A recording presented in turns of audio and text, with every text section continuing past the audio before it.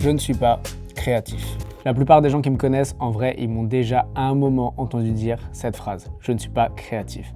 Parce que c'est clairement quelque chose que je pense à propos de moi. J'ai eu des centaines de discussions avec des centaines de personnes qui ont tout essayé de me faire réaliser par A plus B que j'étais en effet créatif. Mais pour moi, dans mon cerveau, ça se passe un peu comme ça. Ils ont raison, je suis créatif. Ils y connaissent rien. Ils y connaissent rien à mon domaine.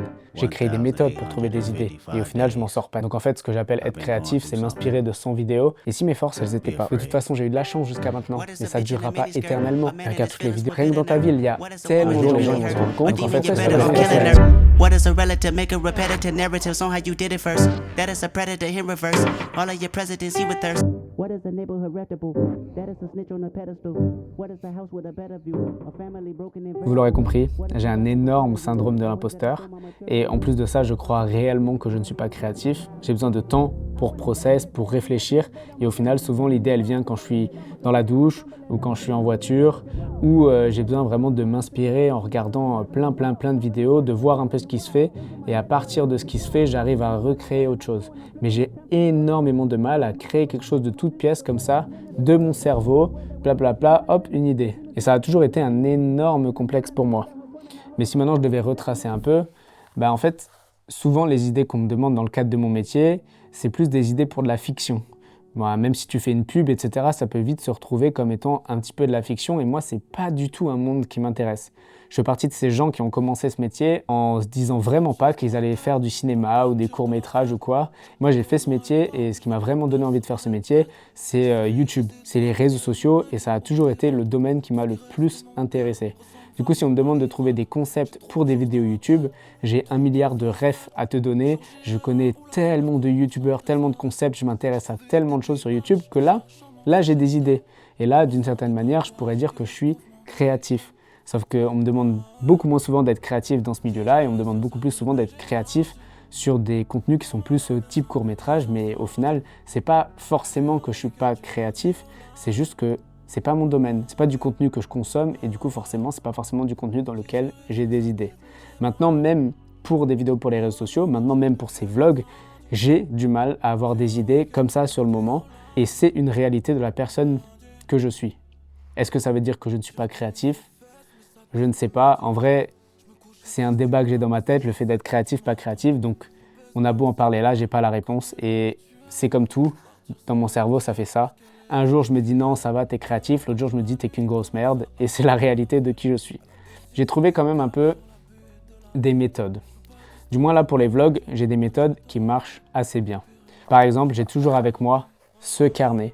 Mais genre, quand je vous dis j'ai toujours avec moi ce carnet, c'est vraiment toujours.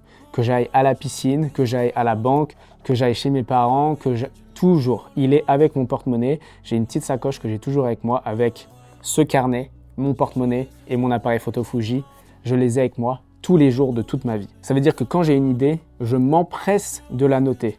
Parce qu'en plus d'avoir rarement des idées, j'ai une très mauvaise mémoire.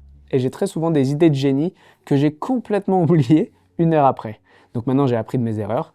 J'ai un carnet dans lequel je note mes idées. Là, ce carnet, il est dédié au vlog et il y a une page qui s'appelle « For when you lack ideas » pour quand tu n'as pas d'idées. Et c'est plein de petits trucs où je me suis dit « Ah ça, je pourrais en parler dans un vlog ». Et du coup, si un jour, pour une semaine, j'ai pas d'idée de vlog, je sais que je peux me référer au carnet et aller à la page « For when you lack ideas ». Donc de tout noter, toutes les petites idées que j'ai, tous les trucs, ça, c'est vraiment un truc qui m'a énormément aidé. Ensuite, bien sûr, dès que j'ai des inspi, je les classe. J'ai des playlists sur YouTube avec des refs. Et de plus en plus, j'essaye de faire des moodboards. Donc dès qu'il y a des vidéos qui m'ont vraiment inspiré, je fais des screenshots et je fais des moodboards. J'en ai encore fait un avant-hier. Et un autre truc qui m'aide de ouf, c'est ces vlogs. Il y a des gens qui sont en mode quality over quantity. Et pour le coup, je pense que ça s'applique dans plein de domaines. Mais en photo, en vidéo, je suis pas sûr. Et j'ai l'impression que dans nos métiers, photo, vidéo, pour progresser, pour apprendre, pour devenir meilleur, il faut faire et faire et faire et faire et faire. Et du coup, de me mettre la deadline là, de faire un truc toutes les semaines, pour ça, c'est génial et ça me force à faire.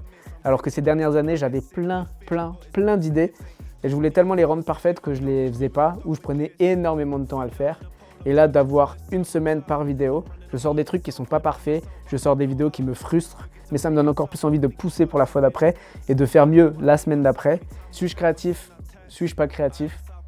Ce sera une question pour un autre jour. En tout cas, vous, soyez pas comme moi, n'ayez pas de syndrome de l'imposteur. Et si vous en avez un, essayez comme moi de ne pas l'écouter au maximum et de juste faire des trucs. Je pense que la finalité, c'est qu'il faut faire des trucs, quoi.